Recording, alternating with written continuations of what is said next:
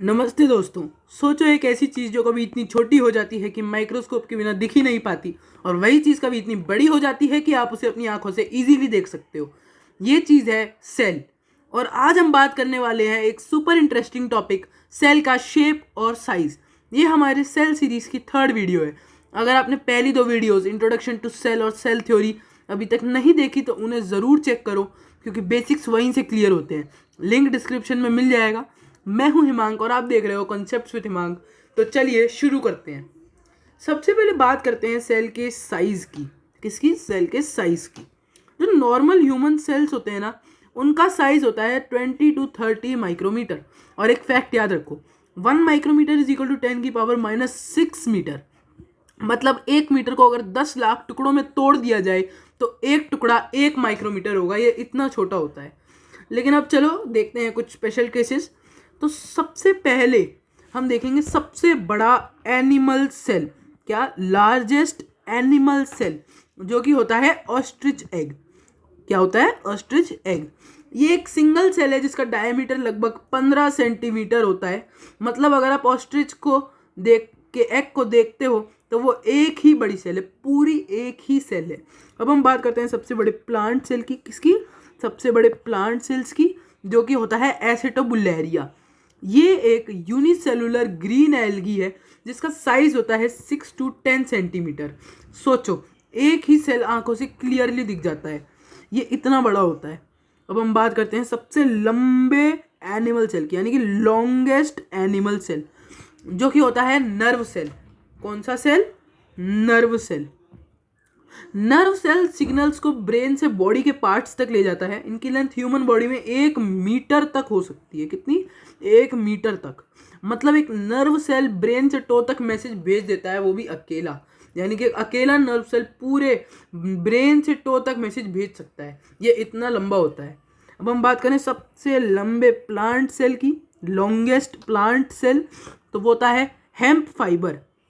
ये लॉन्ग और स्ट्रॉन्ग होते हैं, इसी वजह से रोप्स और फैब्रिक बनाने में यूज होते हैं। क्या? Hemp fibre, longest plant cell.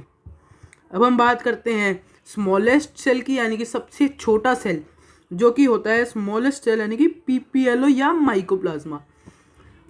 इसे पीपीएलओ भी कहते हैं, मतलब प्लूरो निमोनिया लाइक ऑर्गेनिजम्स। इनका साइज होता है 0.1 to 0.5 माइक्रोमीटर। मतलब माइक्रोस्कोप के बिना इन्हें देखना इम्पॉसिबल है, बिल्कुल इम्पॉसिबल, कोई देख ही नहीं सकता। अब हम बात करते हैं सेल के शेप की। एक सिंपल रूल याद रखो, सेल का शेप उसके फंक्शन के हिसाब से होता है। यानी कि सेल का शेप उसके फंक्शन पे डिपेंड करता है। अब हम अगर एग्जांपल लें तो सबसे पहली आती है इलोंगेटेड शेप। कौन सी शेप? इलोंगेटेड शेप, जिसका एग्जांपल है नर्व सेल। कौन सा सेल? Nerve cell. ये जो लंबा और ब्रांच्ड होता है, जिससे सिग्नल्स इजीली ट्रांसमिट होते हैं, जैसा आप यहाँ पे देख सकते हो। अब हम बात करते हैं डिस्कॉइडल शेप की, जिसका एग्जांपल है RBC. RBC biconcave disc shape का होता है।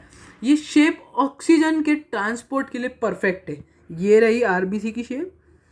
अब हम बात करते हैं स्पिंडल शेप की, जिसका एग्जांपल है मसल सेल। ये दोनों एंड से पॉइंटेड और बीच में वाइड होता है। ये शेप कॉन्ट्रैक्शन और रिलैक्शन के लिए बेस्ट होती है। अब हम बात करते हैं स्फेरिकल शेप की, जिसका एग्जाम्पल होता है एग्स। ये गोल शेप में होता है, जो एम्ब्रियो के डेवलपमेंट के लिए बिल्कुल परफेक्ट होता है। अब हम बात करते हैं स्लिपर शेप्ड की। स्लिपर शेप्ड का एग्जाम्पल आप होता है पैरामीशियम। क्या? पैरामीशियम।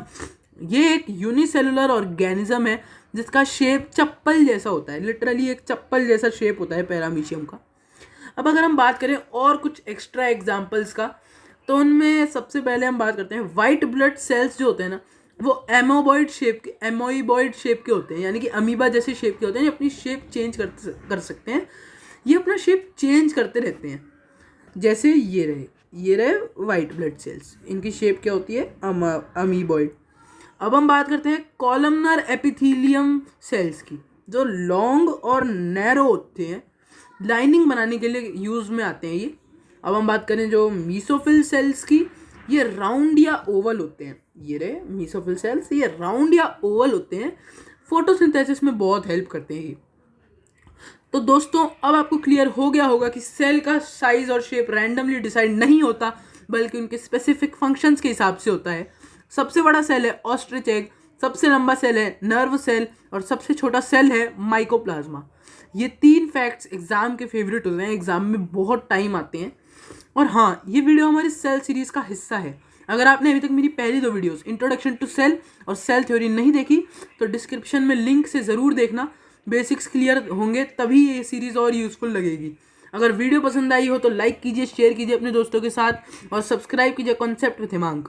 मैं ऐसे ही और बायोलॉजी के कॉन्सेप्ट सिंपल और ईजी लैंग्वेज में समझाता रहूँगा। मिलते हैं नेक्स्ट वीडियो में, जब तक के लिए keep learning with concept with Himank. Thank you.